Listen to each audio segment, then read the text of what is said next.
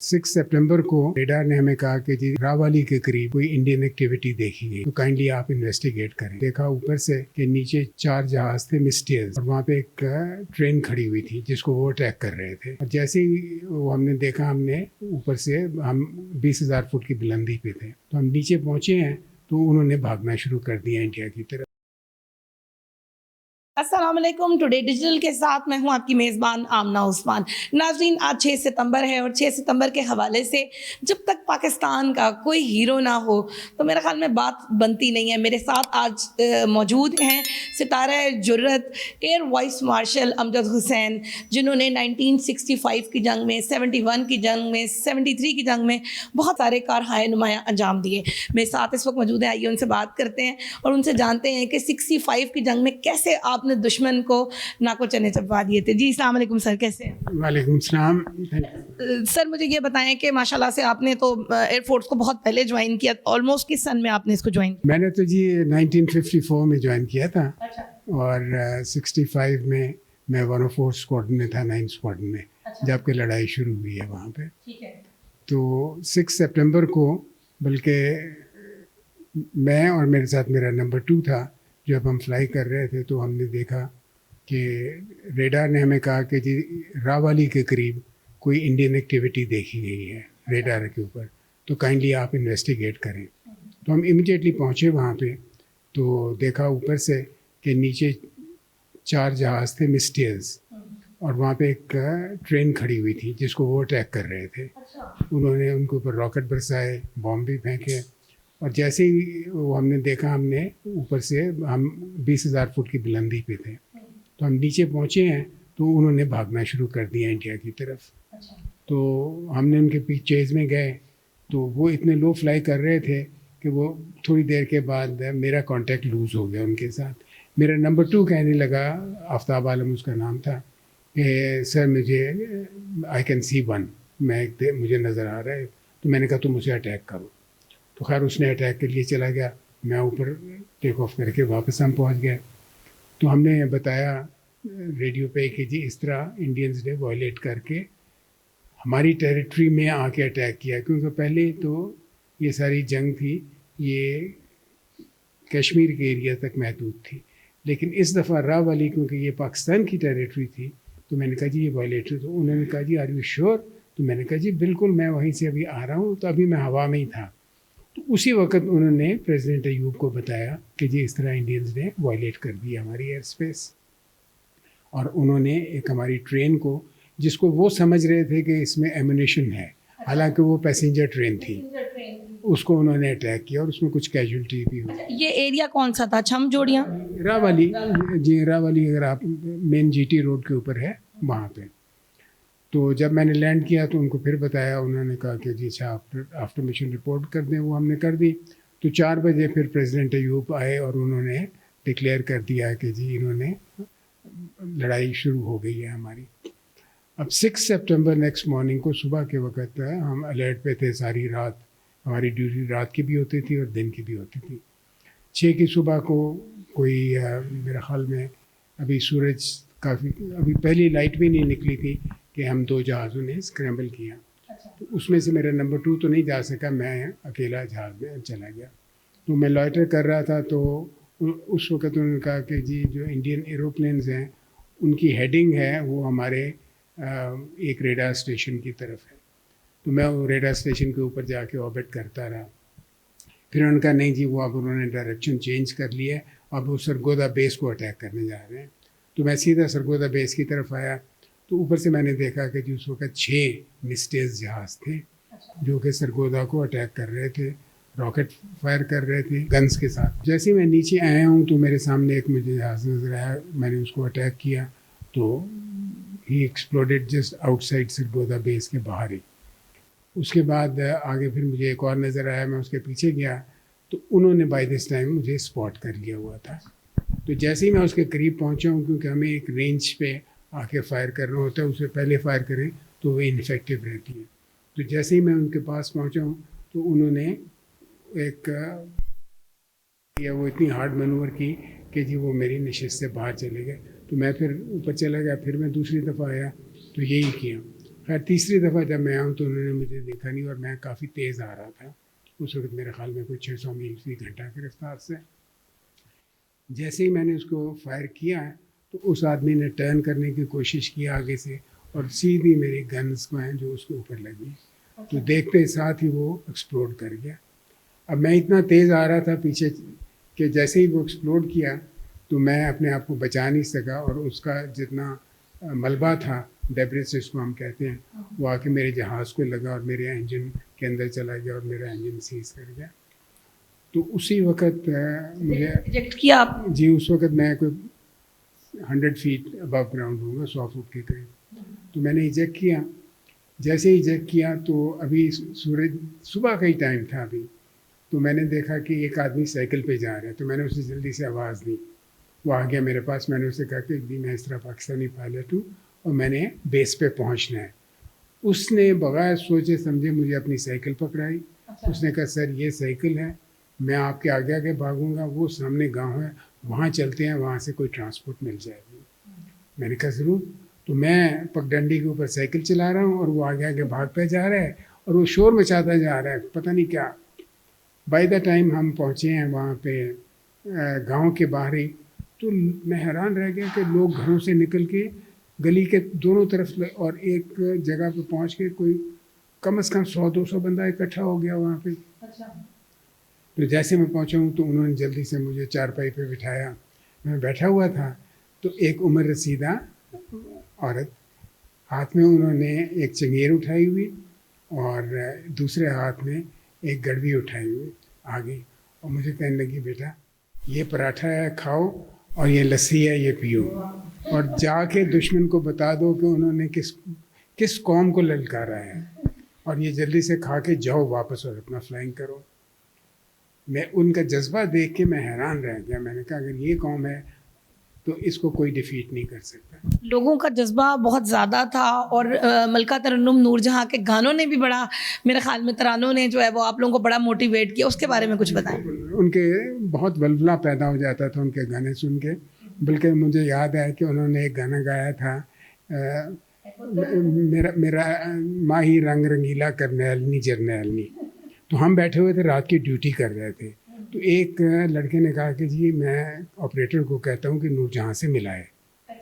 तो हम उनके कहते हैं कि लड़ हम रहे हैं कैप्टन एंड मेजर्स लेवल तक और तुम कहती हो कि माही रंग रंगीला करनैलनी जरनैलनी, तो हम किधर गए। और वो ऑपरेटर ने मिला दिया उनको। तो जैसे मिलाया तो नूरजहां खुद आई टेलीफोन पे।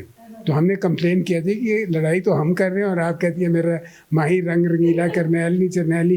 कहती है नहीं मैं उन्हें रिकॉर्ड करा के आई हैं पंजाबी में तुम्हारे लिए। एंड श्योर इनफ दूसरे दिन पता चला कि वो आ गया था वतन के संजीले जवानों।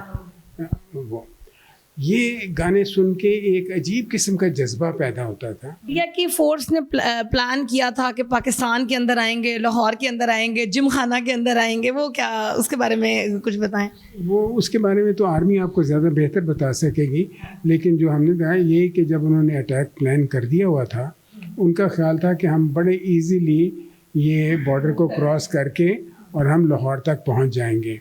और बल्कि उन्होंने ये सोचा हुआ था कि लाहौर में जाके हम जिम खाना, उन दिनों में पुराना जिम खाना होता था, बड़ी खूबसूरत बिल्डिंग माल के ऊपर है, कि हम वहाँ पे जाके जश्न मनाएंगे and we will have a peg of whisky in gymkhana. ये उनके जो कमांडिंग जनरल थे, ये उनके अल्फाज थे। लेकिन जितने भी हमारे फ़ौजी जवान हैं जो कि BRB कैनाल है उसके ऊपर तैनात थे, उन्होंने अपनी जानों को परवाह किए बग़ैर डट के खड़े हो गए और उन्होंने उनको 1 इंच वो नहर क्रॉस नहीं करने दी। आपको माशाल्लाह से सितारा जुर्रत मिला, इसके अलावा आपने और क्या क्या अवार्ड जो है मुझे जीते? जी वो तो सर्विस में मुझे हिलाल इम्तियाज़ भी मिला। उसमें पहले मुझे एक दफ़ा सितारा इम्तियाज़ भी मिला। उसके बाद जब मेरे इजराइल वॉर में आया था तो मुझे सितारा बिसालत भी मिला। So I am by the grace of God highly decorated. Sitara Basalat आपको मिला। आप इंडिया में 1971 की जंग में कुछ अरसा इंडिया के पास रहे, उसके बारे में हमें कुछ बताएं कि वो था कि मैं गया था अटैक करने एक रेडार स्टेशन। जब उसको मैंने अटैक किया, मेरे साथ नंबर 2 भी था, तो अनफॉर्चुनेटली वो मैं जब उसको गोलियां लगी तो बिल्कुल डिसइंटेग्रेट ऐसे किया कि जिस तरह कोई मेटालिक नहीं होती। तो हमें पता चला कि नहीं, ये इन्होंने डमी रखा हुआ था, लकड़ी का बनाया हुआ। तो इतनी देर में मैंने देखा कि जो एक्चुअल रेडार था वो कोई 200 गज दूर जगह एक पेड़ के नीचे था। तो हमने डिसाइड किया कि नहीं, हम फिर आके अटैक करेंगे, जो कि मेरी गलती थी, क्योंकि हम उस वक्त उस रेडार हमें देख रहा था हर वक्त हमारी मूवमेंट। जैसे ही हम दूसरी अलर्ट हो गए जी, अलर्ट तो थे वो बिल्कुल। जैसे ही हम दूसरी दफ़ा अटैक करने आए हैं तो इतना हैवी अटैक, जिसको कहते हैं ग्राउंड टू एयर फायर था, कि वो चारों तरफ हमारे गोली फट रहे थे। तो खैर हमने अटैक किया, वो उनको लगा रेडार को, वो डिसेबल्ड हो गया। लेकिन इन द मीन टाइम मुझे भी आके एक शेल लगा जहाज़ को, और जैसे ही वो लगा मेरे जहाज़ में आग लग गई। अब जहाज़ों की आग जो होती है वो इतनी जल्दी भड़कती है कि वो सेकंड्स में एक्सप्लोड कर जाते हैं।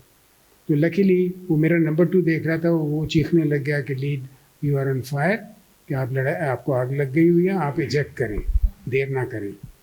तो मैंने कहा कि नहीं, ठहर जाओ, क्योंकि हम करीब ही हैं यहाँ से, जितनी दूर हो जाएं तो बेहतर है। लेकिन वो फासला ही नहीं गुजरता था, कि हालांकि मैं उस वक़्त तकरीबन 500-600 मील फ़ी घंटा की रफ्तार से हम चल रहे थे। तो इतनी देर में मेरे कॉकपिट के अंदर धुआं आना शुरू हो गया, जिसमें कि कार्बन मोनोऑक्साइड होती है, और मेरी ऑक्सीजन सिस्टम बंद हो गई और मैंने वो इनहेल करना शुरू कर दिया। जैसे वो इनहेल करना शुरू किया कार्बन मोनोऑक्साइड, तो उससे इंसान बेहोश हो जाता है। जब मैंने इजेक्ट किया, मैं उस वक्त होश में नहीं था। मेरी होश उस वक्त आई है कि मैं ज़मीन पे लेटा हुआ हूँ, और इधर से एक मुझे आवाज़ आई सिख की, पंजाबी में, गाली निकाल के बहुत बड़ी, कहते हैं कल भी कोई आया से उन्हें मारो। अच्छा, सो ही वांटेड टू किल मी। दूसरी तरफ मैंने देखा एक आदमी ये 12 बोर की गन लेके खड़ा हुआ है, उसने भी सफ़ेद कपड़े पहने। वो कहने का नहीं नहीं, इन्हों फलानी जगह लै चलनी है। तीसरा एक और था, वो सेमी यूनिफॉर्म टाइप था, कुछ समझ नहीं आई।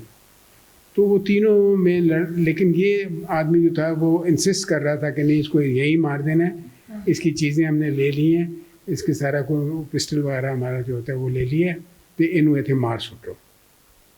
तो मैंने देखा उन दिनों में ये जो गन्ने का फील्ड होती है, बड़ा ऊंचा गन्ने, बड़े अच्छे गन्ने की फील्ड थी वहाँ पे। वो कोई मर के मेरे ख्याल में 10-12 फुट मुझसे दूर थी। तो मैंने कहा अगर मैं भाग के इसमें घुस जाऊँ तो शायद मैं बच जाऊँ। तो मैं उठा और अपनी पूरी रफ्तार से भागा उस फील्ड की तरफ, जो कि 10-12 फुट के फासले पे थे। लेकिन मेरे ख्याल में मैंने 2 कदम ही लिए थे तो पीछे से एक राइफल का बट मुझे पड़ा, तो मैं लुढ़कुढ़ाता हुआ नीचे गिर गया। फिर it was free for all. उसमें मेरी 2-3 रिब्स यहाँ तोड़ी गई थी, मेरी नेक वाज डिसलोकेटेड कम्प्लीटली। कोई उन्होंने मुझे 5 मिनट के लिए मारा होगा, लेकिन वो 5 मिनट इस तरह लग रहे थे जैसे 5 घंटे होते हैं। इतने में लकीली दूर से इंजन की आवाज़ आई और एक शख्स ने आवाज़ मारी वहाँ से, ठहरो ठहरो ठहरो। तो थोड़ी देर के बाद मैंने देखा एक इंडियन एयरफोर्स का फ्लाइट लेफ्टिनेंट था। वो आ गया, आते सार उसने मुझे कहा sir are you all right, क्योंकि मैं कोऑर्डिनेटर था उन दिनों में। तो मैंने कहा यूनिफॉर्म में भी जी, फ्लाइंग ओवरऑल में था, तो वो अपनी एयरफोर्स की यूनिफॉर्म में था। तो मैंने कहा कि भाई मेरी गर्दन तो बिल्कुल रबड़ की हो गई है, बाकी मुझे सांस भी नहीं आ रहा। तो कहने लगा नहीं, आप अपने नीचे से पसली को पकड़ें, मैं आपकी गर्दन को पकड़ता हूँ। वेरी काइंड सिख था फ्लाइट लेफ्टिनेंट। मुझे वो लेके जीप में ले गया, बिठा दिया। रात को वो उनका इंडियन एयरफोर्स का जहाज़ आया, मुझे उसमें बिठाया गया, हथकड़ी लगी हुई है और जहाज़ के साथ बांध दिया गया हूँ। और सर्दियों के दिन, दिसंबर आपको पता ही है, और ख़ाली मैंने एक ओवरऑल पहना हुआ, सर्दी से चिटर रहे पीछे। टेक ऑफ किए तो कोई 10 मिनट के बाद वो जहाज़ लैंड कर गया अगेन। तो मैंने कहा क्या हो गया?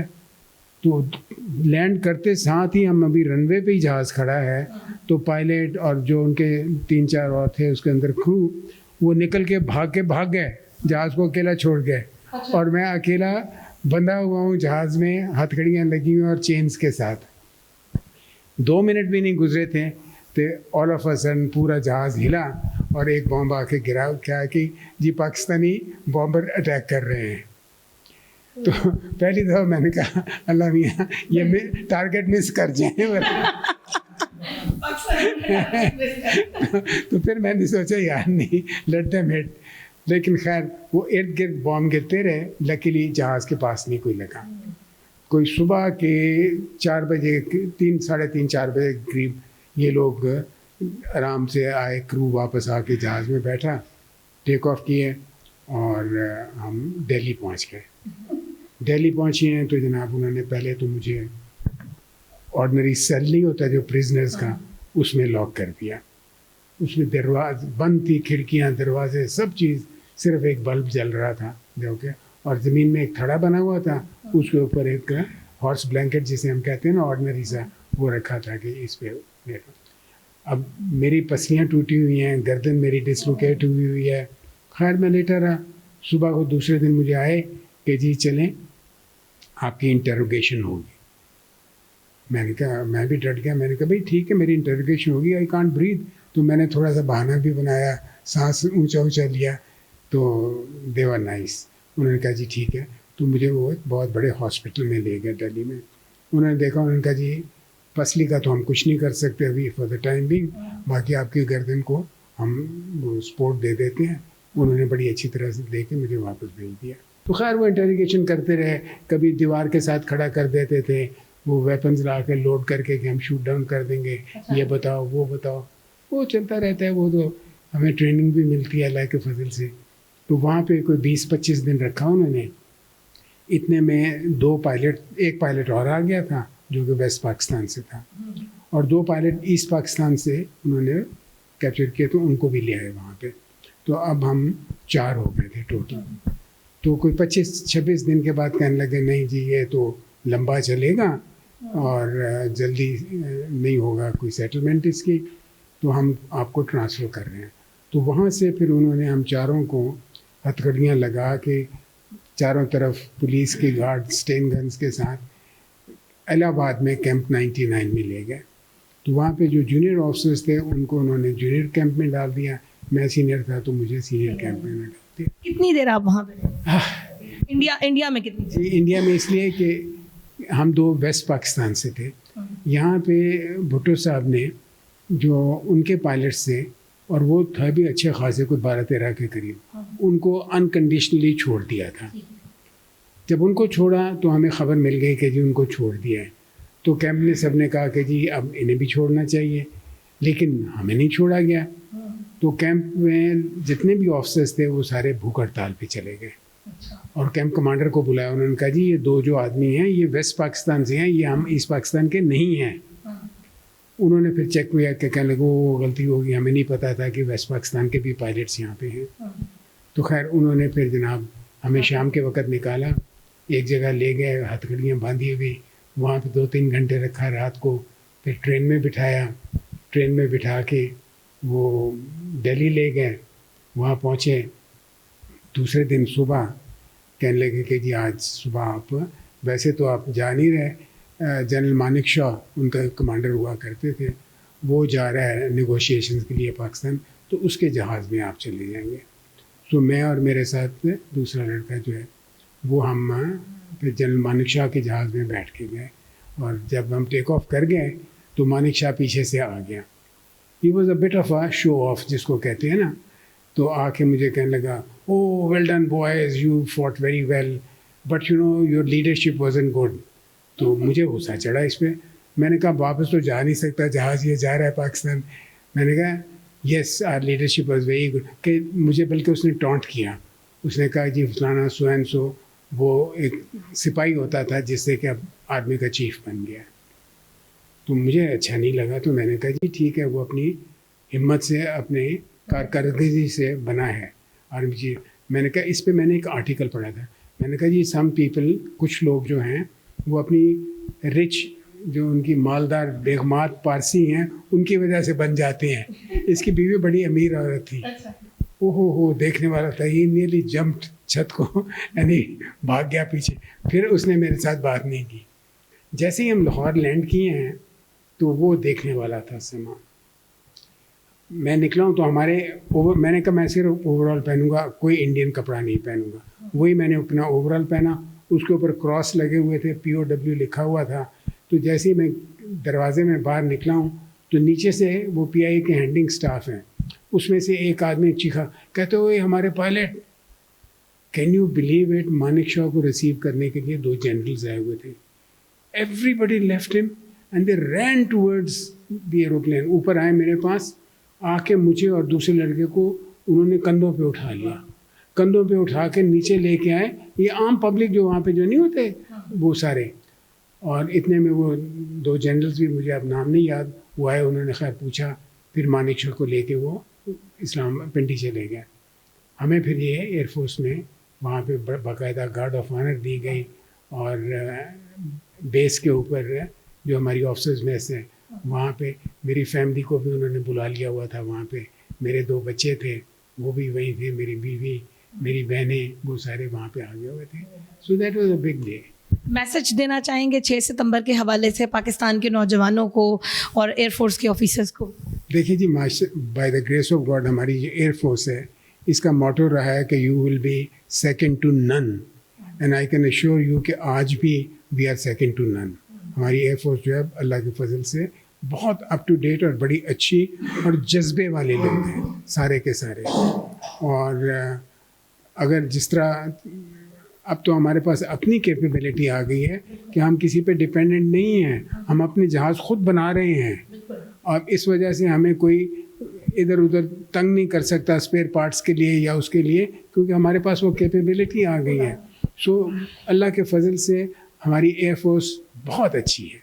सो इसलिए कोई मैली आंख से देख नहीं सकता।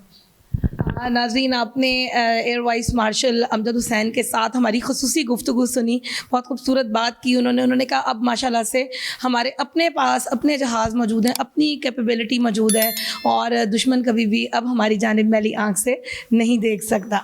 अगले प्रोग्राम तक के लिए अपनी होस्ट आमना उस्मान को दीजिए इजाज़त। अल्लाह हाफ़िज़।